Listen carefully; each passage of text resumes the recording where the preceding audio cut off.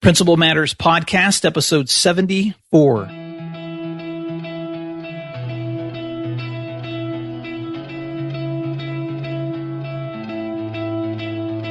Guess what? Hi, Principal Matters listeners. This is Will Parker, host of Principal Matters, the School Leaders Podcast, where each week I bring you innovative, imaginative, and inspiring ideas for your own school leadership. This week, I'm talking to Jethro Jones, host of Transformative Principals podcast and principal from Fairbanks, Alaska, and this year's National Association of Secondary Principals Digital Principal of the Year. And so this week, I want to introduce you to my friend Jethro, and we have so much to talk about. Jethro, welcome to Principal Matters. Oh, thank you so much. I love listening to your podcast and feel honored to be able to take some time speaking with you on it. Well, Jethro, we have been friends digitally for a long time, and I know we've met in person at one of the national principal conferences. And so thank you for taking time. I am so excited about the work that you're doing with principals and school leaders and within your own school and across the nation. So thanks for joining us today. And I really want to divide this conversation into two parts. One, I want to talk about ways that digital leadership has enhanced your service to school. And then I want to switch second part of the conversation to what you've been working on this summer with the Transformative Leadership Summit, where you've pulled together all of these voices of leaders across the nation that anyone who's listening to this can have access to online. So let's start with the first part. First of all, let me give you a chance to fill in the gaps on my introduction and let the listeners know where you are and what your current work is in school leadership. Well, thanks. I just accepted a new position as principal of Tanana Middle School in Fairbanks, Alaska. I've been in Kodiak, Alaska for the last 3 years, did some amazing things there, and really excited about the opportunity to move to a new school for me, old school with a lot of history and a lot of culture, and I'm excited to meet everybody up there and learn about what makes that middle school special. But also, you know, when you're going through a transition, as you are right now, Will, it's bittersweet to leave something that you've loved and have had great success with and move on to something else. And so you mentioned in the beginning the Digital Principal of the Year recognition, and that was because of the great work that our team did at Kodiak Middle School in Kodiak. And it was a wonderful opportunity to really take off a lot of the constraints that we often feel like we have in schools and really make a great opportunity and provide a really good experience for students when they come to school. Well, I know that a lot of principals, especially if they're part of NASSP or NAESP, they've heard this term digital leader or digital principal. And surprisingly, when I'm working with principals across my state or even across the nation, I find some principals who are just so actively involved with digital leadership and others who aren't yet. And so sometimes I'm surprised when I meet someone who's not using digital tools as a part of their leadership toolbox. So how would you define for a school leader? I know the people who are listening to this podcast are usually digital leaders already, but I would still like you to, how would you speak to the person who may not understand what does it mean to be a digital leader? Well, you know, you use the word toolbox, and I think that really succinctly states what it is that we're doing as a digital principal. So really what you're doing is bringing in every available opportunity and resource to provide the best education that you can for the students at your school, the best experience you can for the teachers and for the parents and community as well. And so really it's about finding ways to add to what we already have and make it better. Now, I am a firm believer that technology is not our savior, so don't get me wrong. Right. What I do believe is that technology makes a good leader better and has the potential to make a bad leader or a bad teacher even worse. And so, for example, if you don't know how to do classroom management in your school, inviting technology in is going to be detrimental to your class because you're not going to know how to keep everybody on task. Parallel that with the principal. If you don't know how to communicate effectively without technology, when you bring technology in, you're going to communicate even worse. And, you know, one of the things that has really brought that to the forefront is, I hate to get political, but our current president says and does a lot of things that many people say are inappropriate on social media. And it's, in my opinion, he may not be a very good communicator to begin with, and that's making it even worse because now things are written and you can see it and see what he has tweeted, and that makes it dangerous, right? And that makes it scary for the community, for the people that you're leading. They don't know what's going to come out of your mouth next, and if you're already not a very good communicator, technology is just going to make it worse. Wow, so I don't think we can. I don't think we can go just say everything needs to be technology focused, because we open ourselves up for bad things to happen as well, and we need to be clear and cautious about how we're implementing them. Oh, well, I'm so glad you said that, Jethro. You and I have talked before about in our previous conversations about the mindset for communication, the mindset for messaging, and that's so important. Just having digital tools does not make you a better communicator. That's right. But having digital tools can enhance your communication in ways that you've never imagined. So talk about that for just a moment, because you guys have enhanced the way that you've worked with students through using digital tools. Talk about some of the ways that's happened in your own work. Well, I want to start with an example that it isn't even about the technology. Okay. Because really, it's never about the technology. It's always about how people feel and the relationships that you have, right? Mm-hmm. And I'm bringing this up because I know I'm preaching to the choir with you, Will. But well, bring it on. The way that it works is we had this big goal 2 years ago at my school to visit the home of every single student before school started. Now, when I brought that up with all my principal colleagues in the room at my district, they said, "You can't do that." And I said, "Well, yeah, I can. Watch me." And they said, "No, you can't do that. Like, you can't get to everybody's house. It's too many kids, blah, blah, blah." And they didn't believe that I could. So the part where technology plays in is that because I had this idea of visiting everybody, we have a student information system. We have somebody who manages that, and they created a Google Earth overlay of where every kid in our school boundaries lived. Wow. And so we were able to use that to divide up groups so that we knew where we needed to go so that we could visit the home of every student. So for the last 2 years, we've done that in Kodiak and visited the home of every single student.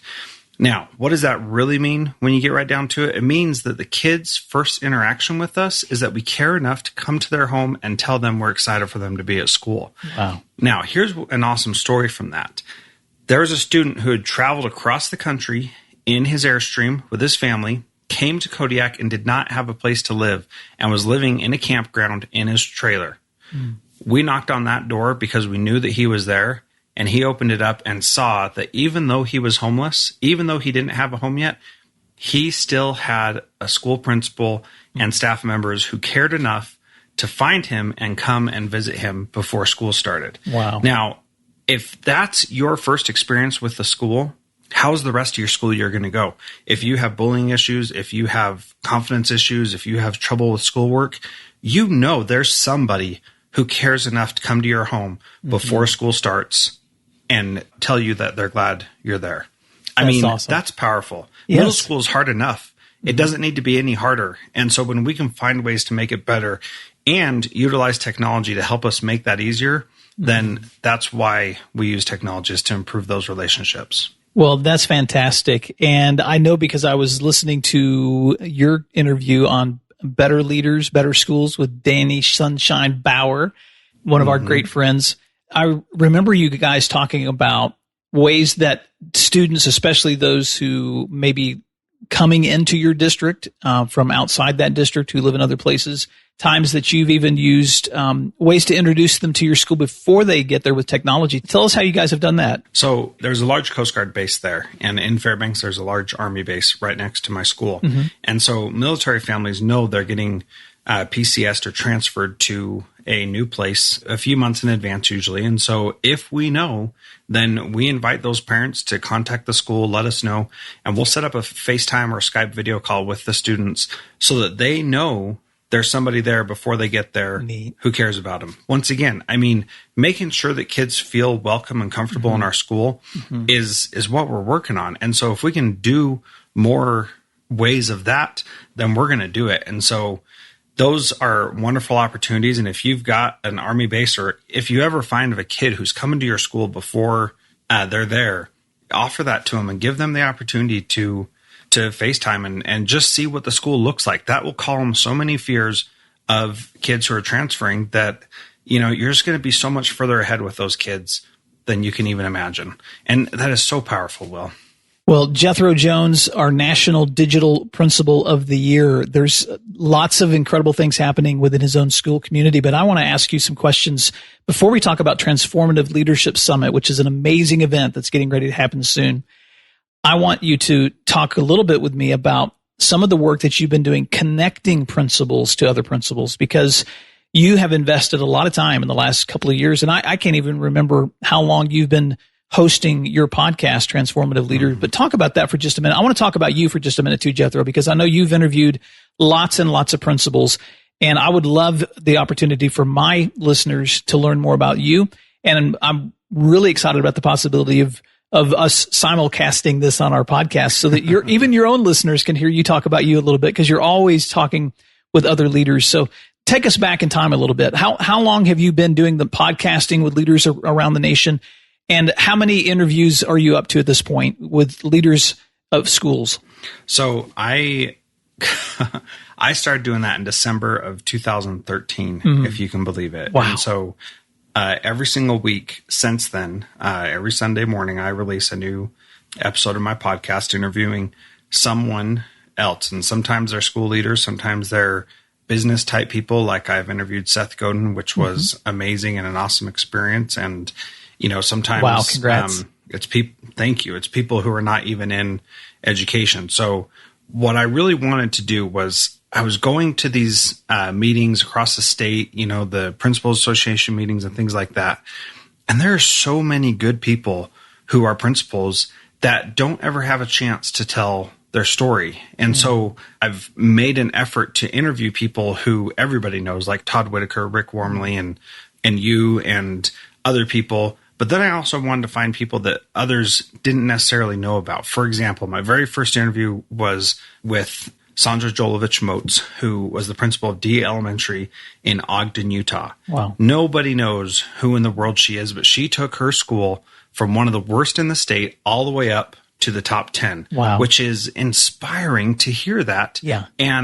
But she's not doing it for praise. Nobody's talking to her. And so I asked her if I could interview her, and I was so nervous. I even told her, I was so nervous she'd say no. I even told her that I'd be willing to pay her. And she obviously didn't want that, but was like, sure, you can give me like a gift card or something to Subway.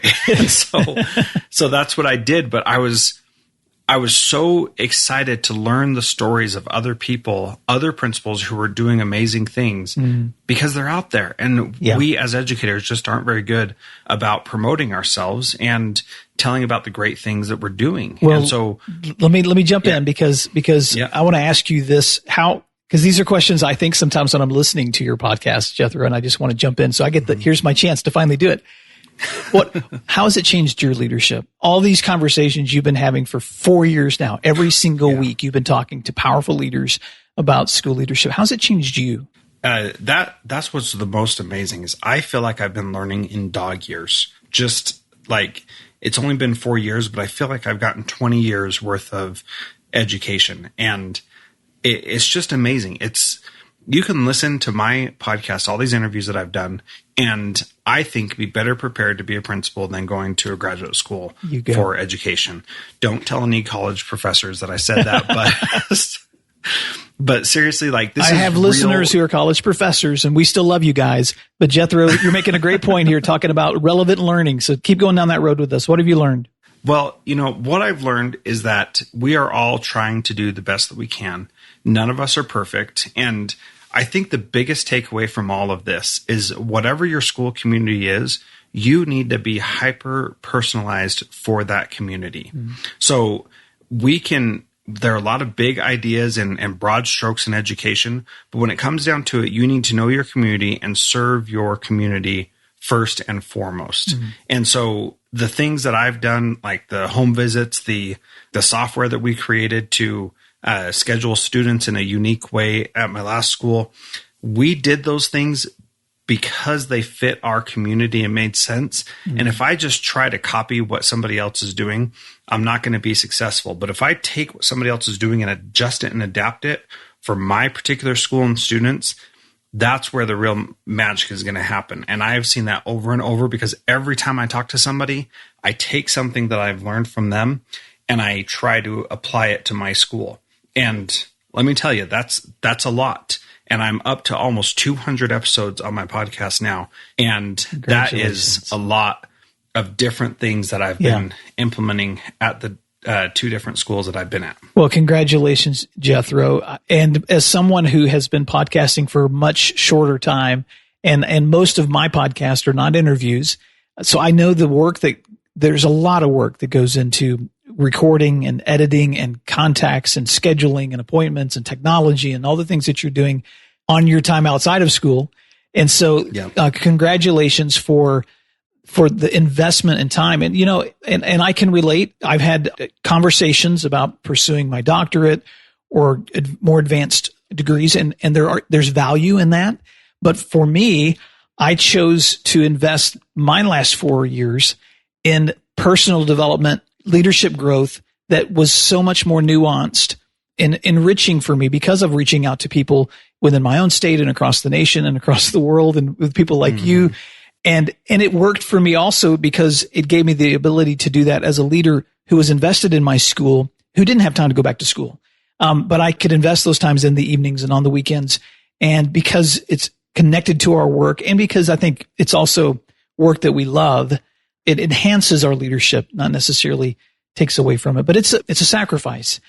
And so I'm going to keep picking the Jethro brain for just a little bit more, because while I have the opportunity to do it, I'm just also curious, because I think that sometimes as school leaders, we talk so much about our own schools and we don't often talk about ourselves. But all of us have career desires, dreams, goals, aspirations. And so when you're looking at the Jethro Jones 10 years from now, I don't know if anyone's ever asked you this question. I don't think I have. So I'm just curious to have this conversation, and if you're okay having it with our audiences. But the Jethro Jones 10 years from now, if you could step into where you would love to see the work that you're doing as a principal, the work that you're doing in school leadership, and I know we can't even see what's going to happen 10 years from now with technology, but what are some dreams that you're thinking about for the future? Boy, that's a great question. And I'm interested to see what I say. Yeah, let's explore it together. I'm not totally sure. So I'll go there with you too if that makes it fair. Yeah, I'll tell you one thing for me is I have started doing these principal masterminds with principals across the country. And if anybody's interested in that, go to transformativeprincipal.org/mastermind. And I got to tell you, I just did one this morning, and it's amazing. It's like a group coaching experience, and we talk about the challenges we're facing, the struggles we're having, and our dreams and goals as principals of how we lead our school better. Now, the podcast is this one entity over here. The Leadership Summit is another. And then the mastermind is like getting down in the weeds, dirty, gritty, talking about all the difficult stuff we're dealing with, and then solving those problems. And every week, we have these times where we set goals and hold ourselves accountable to it. And every week there's somebody who sets a goal and doesn't think they're going to be able to do it because it's too much. And then they come back the next week and they're like, I actually did it. It was awesome. And it's amazing. That's great. So when you look at me from 10 years from now, that aspect of really making an impact on kids through their leaders in their school is what gets me really excited every single day. And so, yeah.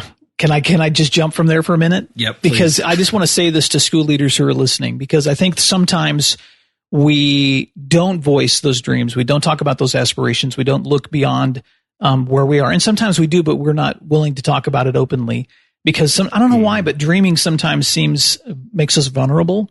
But there is the things that the longer that you're in school leadership, and this is something that I would say to especially emerging leaders or those who've only been in the principalship for 3 to 5 years, there comes a point in your leadership where the things that you now consider common sense are actually revolutionary, inspiring, and eye-opening to people who are new to leadership. And you have an obligation and a responsibility, I believe, to keep giving back to the younger leaders who are just stepping into those roles because people gave to us. And those leaders who took the time to mentor us, those leaders who took the time to sit with us after school, to sit with us late at a conference, to ride to an event with us and give us their wisdom and their insights or be a sounding board for us. It's our turn to give back. And so I know that in some ways it's selfish because I get so much joy from those moments, and I get so much joy, and it's so thrilling to be in that kind of climate that you're talking about with your mastermind. But it's also, I believe, a responsibility and an obligation for older leaders to continuously invest in younger leaders and to stay open to the input they're going to give us, because we never stop growing either. And there's never been a moment in my own leadership mentoring where the person I'm mentoring is not giving back to me too. And I'll give you some examples in my school with 2 assistant principals last year. And I've helped train assistant principals. And as a site principal, my school was modeled so that I had 2 on my team. There was a wonderful thing that happened when I stepped from assistant principal to principal. Suddenly, my assistant principals became a voice for me that I had been for my principal. And I started thinking, why is it that now it seems like they know more of what's going on in the school than I do? And it's because they did. And it's because that in whatever role you're in leadership, you always need people shining lights for you, reflecting back with you, helping you see the things that you can't see.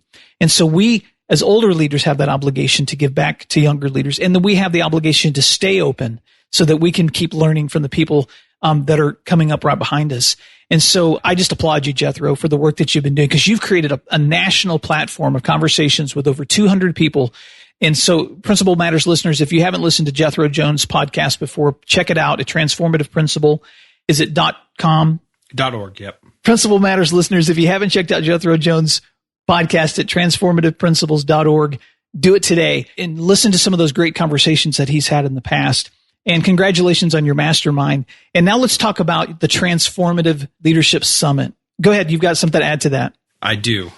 So I'm a little bit nervous about this because I've been thinking it for a couple of weeks. Okay. But I haven't put it out there to the world yet. And so my goal truly over the next 10 years, I didn't say it before because I'm a little bit scared to. Go for it, Jethro. It's kind of scary, is I want to impact over 100 million students in the next 10 years. You go. And that is by helping their leaders and their teachers and anybody associated with them get better. And that's a scary thing for me to say out loud because of what if I don't get that, And I have chill bumps going all the way from my head down all the way to my feet right now, Jethro. I'm so proud of you for thinking about the impact and the influence that your work with leaders has, not just on them, but on their schools, on their teachers, on their students, on their communities. And I couldn't be more excited. And man, don't be afraid to talk about that goal, because just you saying that gets me so excited, because I know that it's possible for you to do that. So congratulations on setting such a great goal. Thank you. I'll need your help getting there. Well, you've got it. And I'll be vulnerable with you. And my Principal Matters listeners have followed me for some time, and some of you may be listening for the first time. But I'm transitioning now from high school principal to executive director for my state association, and it's a wonderful opportunity for me to connect with principals around my state in leadership development, professional development, and advocacy. And it's a great way for me to coordinate events for leaders where we can collaborate and network together. But in the work that I'm doing through Principal Matters, and as an author and a podcaster and a speaker, I love that growth and that connection. And so, yes, when I look 10 years down the road, it makes me nervous to say it too, but I would love to have the opportunity to spend all of my time in connecting with, coaching, enhancing what school leaders are doing so that they can lead with effectiveness, inspiration, and without burnout. Because I think one of the things that I loved about school leadership was the ability to get to the point where you never feel like you arrive, but being able to get to the point where I loved my work without feeling like my work was killing me. And yes, there were still seasons where inevitably there were seasons where I would get my butt kicked. But the overwhelming amount of time as I grew in leadership became a joy versus a burden. And I think so many leaders quit when it's the burden, and they don't get to experience the overwhelming joy. So if I'm still working with our state association 10 years from now, and that's the role that I'm playing, then I'm thankful. And if that role is played through the work that I'm doing as an author and a speaker on a national scale, then that's great too. And so I've not talked about those aspirations on my podcast before too. So I'm being vulnerable with you that I would love to continue that kind of work because of the joy that I find in connecting and growing and learning and sharing with other leaders. So let's talk about the work that you're getting ready to launch right now, because you've been working on a Transformative Leadership Summit all summer long. And thank you for asking me to participate in one of those episodes. But set this up for us, Jethro, because I may have listeners who've never done a virtual summit before. And tell us what it means to do a virtual summit and how can people be a part of it?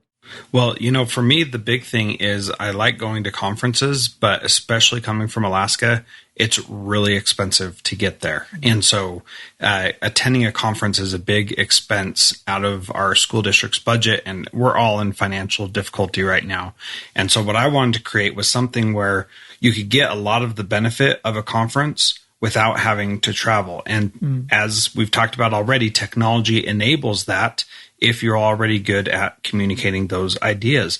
So what I've done is I've brought together 36 amazing educational leaders, yourself included, to participate in an online conference that you can attend. And because it's online, then we can do things a little bit differently. So there are a couple things that are different. There are varied number of sessions each day. And the big theme of it is improving the school experience. And so we're going to look at the school experience through 4 different lenses: the administrator experience, the teacher experience, the student experience, and the parent and community experience. And so being able to look at it through those 4 lenses, we're going to talk about how to improve it for each one of those stakeholders. And so for the administrator experience, we're going to talk about how to make your life better by managing your time better, by using the different tools available to improve it. As far as the teacher experience, we're going to talk about hiring, evaluation, and everything in between there.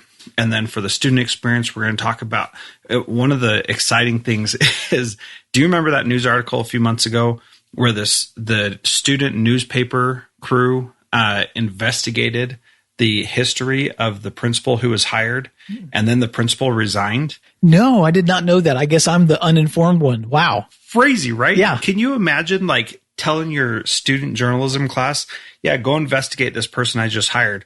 Well, the superintendent, Destry Brown, he believes that you need to have students who are doing relevant real work. Wow. And so he said, go ahead. So somebody that he hired, they found out was a fraud, basically, and then got that person to resign. So I talked to him, and he tells the story about that. Oh, now, wow. How's that for improving the school experience for your students? I think that may be worth attending the virtual summit just to hear that story. That's amazing. Right? Wow. So it's awesome. It's exciting.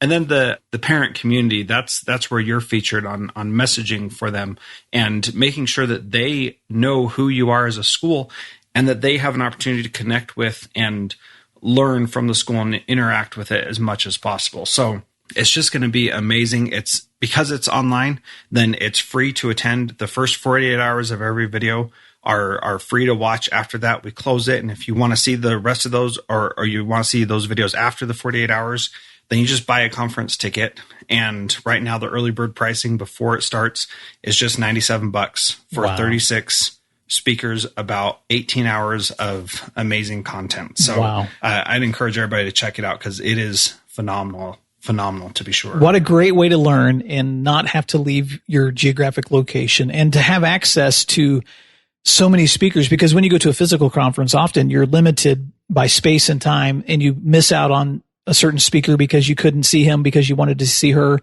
etc. And so that's so exciting, Jethro. And I know you've got some great speakers lined up. Jimmy Casas, I believe, is one of your speakers. I believe Daniel Bauer is one of your speakers.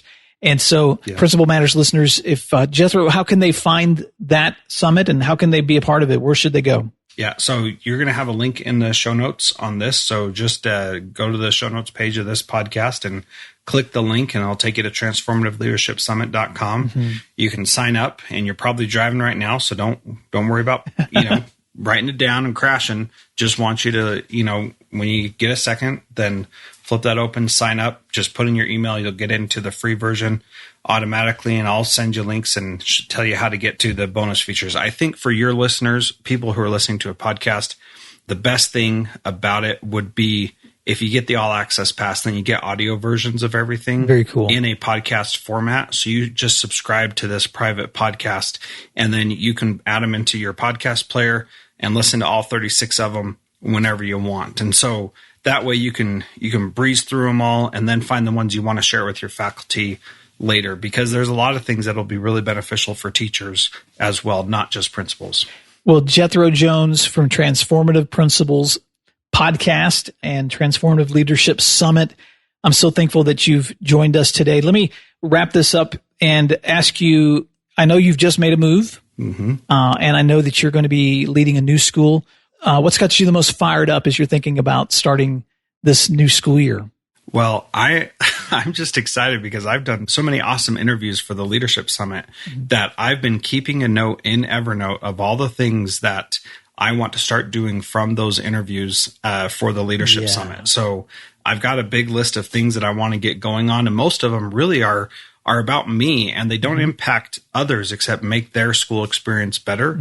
And so the biggest thing that I'm most excited about is the district is really doing this big push towards personalized learning for students, which I think is really important and really ties into my core beliefs about education and how we all learn, is that it needs to be personalized and relevant. So what I'm excited about is really taking that and applying that to my teachers so that I'm modeling every time we meet what personalized learning can look like for them. And it's something that through my podcast, I mean, that's what it's all been, is personalized learning. Every time I have an issue, I ask the person that I'm interviewing, what do you think about this? And they give me the answer right there. And so like that is about as personalized as it gets. And so that's what I'm looking most forward to is being able to start implementing that right away. And it's going to be great. In fact, when you're listening to this, it's probably my first day of work. So that'll be exciting. Well, Jethro, as this interview goes out to Principal Matters listeners and you're starting your first day at your school, then kudos on day one of a new school year.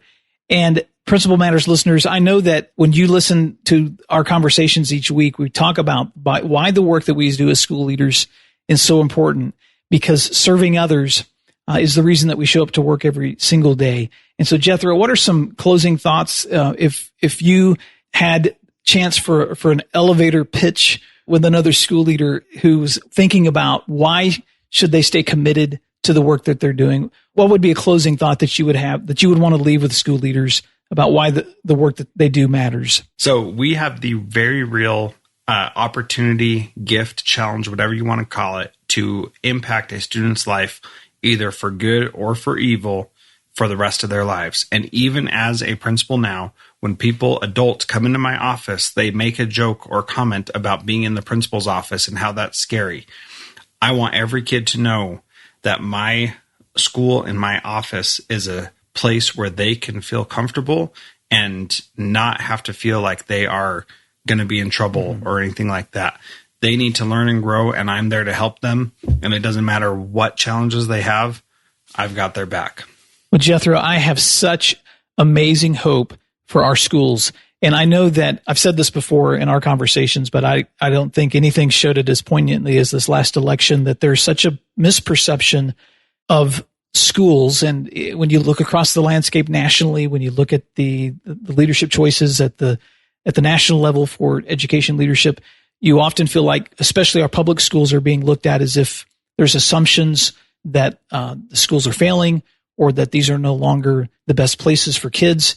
But when I talk to school leaders in my own state, in my own community, and across the nation, and in Alaska with friends like you, and I listen to the heart that school leaders have for their kids, and I experience the being in the presence of teachers and school leaders who have such passion and dedication to kids, but also commitment to rigor, I have hope, because I know that we love our kids.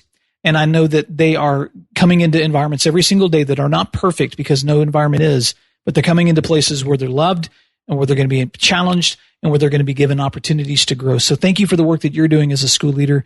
And principals and school leaders listening to this conversation today, thank you for the work that you're doing every single day in the lives of kids. Jethro, how can people connect with you if they want to stay in touch with you after this conversation? Well, my phone number is 801-7-JETHRO. So give me a call, 801-7-JETHRO. And you can find me on Twitter at Jethro Jones. Awesome. Jethro, thank you so much for giving us this opportunity.